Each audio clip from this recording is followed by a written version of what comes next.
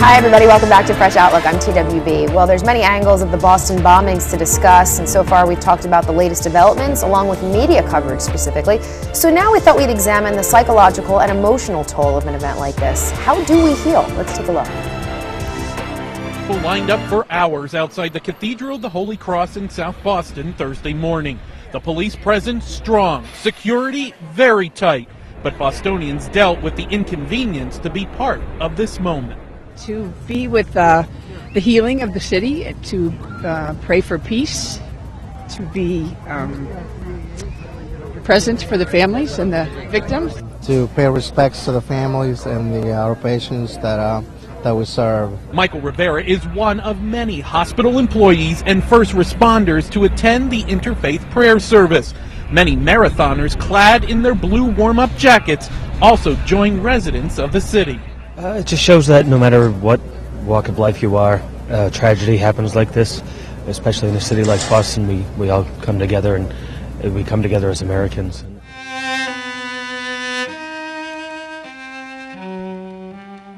Inside the cathedral, President Barack Obama and the First Lady joined other state and local leaders in supporting the families of the 3 deceased victims and the nearly 200 more injured in the blasts. Our prayers are with the injured.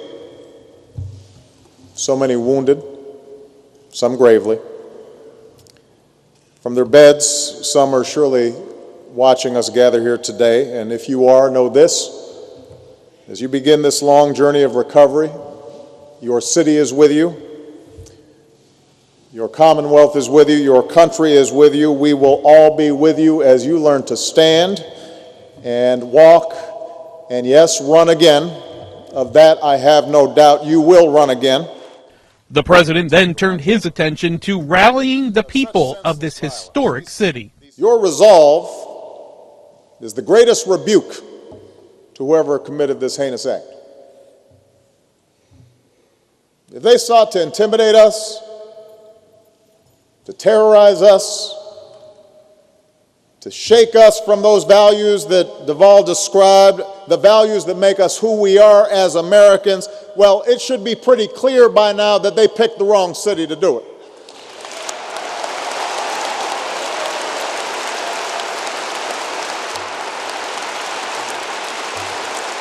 Not here in Boston.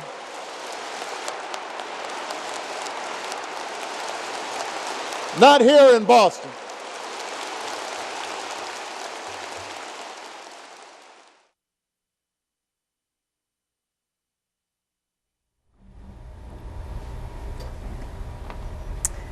Feels like yesterday he was making that speech in Sandy Hook, and now he's making it in Boston, and It troubles me to, I hate to say it, but where he will be making that speech next. First off, we have some new panel members we'd like to introduce to the program. Yohuru, he was here before, but just reintroduce yourself. Yohuru Williams, Associate Professor of History at Fairfield University. Great, and Dr. Rossi? I'm a political psychologist here to talk about the psychological aspects of this situation. Terrific. And Ibrahim, tell us who you are, where you're from. Ibrahim Sayar. I'm the director for Center for Interfaith Affairs for Peace Islands Institute. Welcome. First off, I just want to throw the question out. How did we feel about the memorial service, specifically the president's words? What kind of a job did he do? Let's start with you, Dr. I thought Rossi. he was strong, decisive, deliberate, and I thought he presented himself in such a way that he projected strength. And that's what we need. We need to have somebody who's a leader who projects out that we need to go back and lead our lives. That's the best way to get back at the terrorists, but it's also the best way to start the healing process, to live and thrive. If we can thrive as people, that's the best way for us. Right. I wonder if you look at his stats as president, has he had to make the most speeches of this nature, in this vein, compared to other presidents, because there's more and more tragedies with each month, specifically within his 2 terms, and it's just, it's horrible. What do you think, Yohuru? It does feel that way, and it does feel like we're in this perpetual mourning cycle, unfortunately. Right. You think about someone like Ronald Reagan, the phenomenal speech he gives in the aftermath of the Challenger tragedy, where he talks about the astronauts slipping the surly bonds of Earth, and that touched us all humanly. But we look at Obama, and again, it seems like every couple of months we're looking at the shooting in the theater, then you're looking at Newtown, now you're looking at this. It's just, it's a little difficult and a little overwhelming to deal with. Right, right. Ibrahim, what are your thoughts? I think he gave the comfort to the people that the authority is there. So therefore, I think that was the most important thing.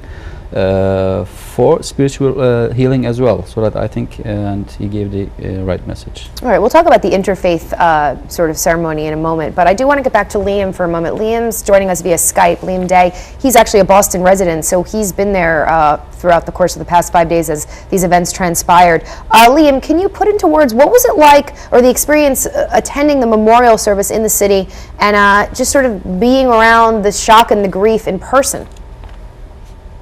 So I was at a vigil that was held on Tuesday evening for young Martin Richard, the 8-year-old boy who was killed in the bombing. There were well over 1,000 people in attendance from the neighborhood in Dorchester where Martin and his family live. And the outpouring of affection for the boy and the family was overwhelming. It was, truly heartrending to be there. Right.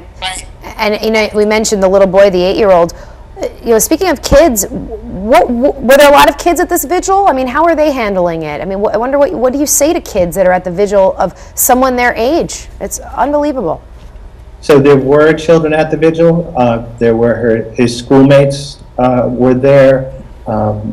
Kids from the neighborhood were there. There's,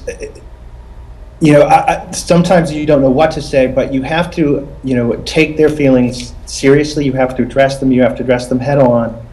You can't try to ignore that, because that only will let them, believe that they're either wrong to feel the way that they do, or they may feel, especially in a situation like this, that you're as scared as they are, and that does not provide them much comfort. Right. That's important. Not showing them the fear that you have. The kids are looking to adults sort of for advice and sort of making them feel better. Dr. Rossi, this is your area of expertise.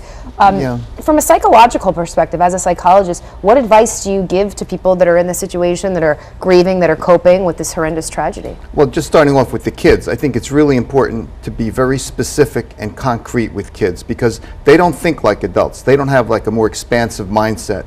So it's real important to use examples like, we're going to be going in a car, we're going to driving, there's danger out there, but we will be safe. We're going to take all the precautions. So that kind of approach with kids.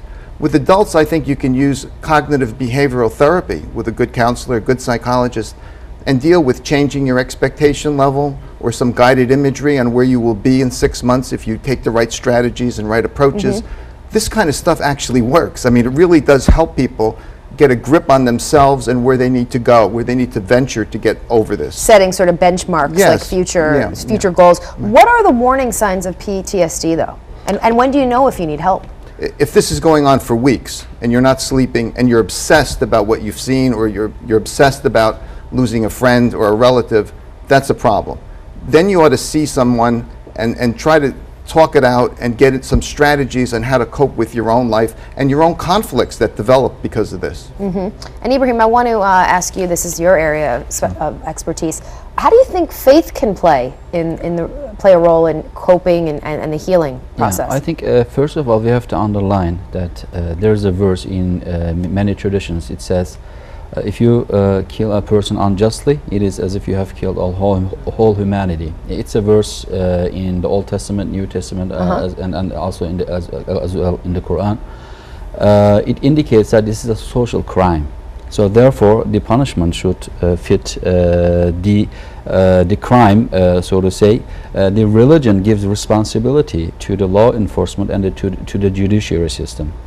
And first of all, the religion itself gives to the judiciary system and to the law enforcement the responsibility. Therefore, it is their responsibility, and religion should help people to deal with these horrific images that they are seeing every day, and also with their prayers, of course, and coming together. Religion is a big power, coming together, and in interfaith sessions, also more importantly, I think, in the intrafaith sessions, because people should not blame anyone but the one who did the crime. So therefore, I think people in their own services, within their own faith traditions, should deal with the crime.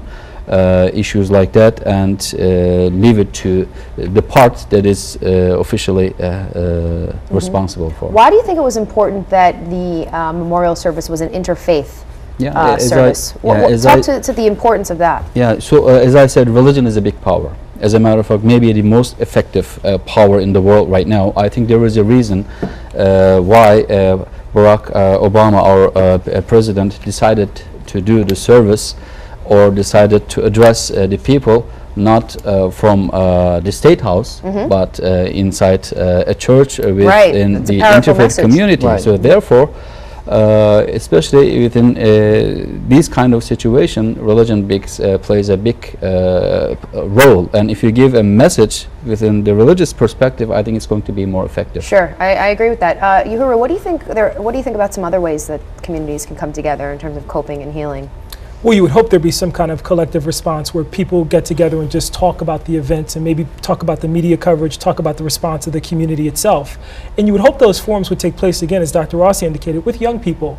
I think one of the interesting things of this tragedy is that when we saw this play out on television, you had young people following this and actually knowing what was going on because they're so tied to social media before adults. So before anyone had an opportunity to explain or contextualize. Right, they were telling their parents. Right. So you do need some kind of a response that deals with that because they are inundated with images that in some sense they're too young to really sift and deal with. Right. Dr. Rossi, what do you think the effect is on this generation, just in terms of children that are living through this every couple of months, Sandy Hook, Aurora, now this, I mean, it's become so commonplace. How do you think children of this generation are different from past generations because of the experience of these tragedies, public tragedies? That's a great question. I think what we're learning is that adults and kids, especially with the kids, that we need to look at traits and features in our personality that work in the midst of terror. And that's not easy to say, but we're doing pretty well. I mean, if you look at New Yorkers, I think the Bostonians are going to do pretty well. But I think kids are going to learn how to persevere, how to be really in tune with society, much more vigilant, much more suspicious than we were, perhaps. And it's going to be a little bit of a different trait and characteristic that kids are going to carry with them going forward. Right. I mean, it's certainly shaping a generation that we've, with no precedence, really. Liam, let's go back to you for a moment. Final thought, then we have to go to break. Lastly, I'm just curious, give you the final word. What do you love so much about your city and its people? I think the thing I love most about my city is we can be a very unfriendly city on the surface, but if you get to know us, if you scratch below the surface, there is literally nothing that we would not do for you. All right, well put. And we also like your accents when you say places like Yad, Wada. How could that not be friendly? Thank you, Liam, for your insights. We appreciate it. Thank you. Yeah, I appreciate it. Great. Well, on a lighter note, we have to go to break, and when we return to Fresh Outlook, we'll discuss Earth Day. Earth Day is coming up this Monday. Stay with us.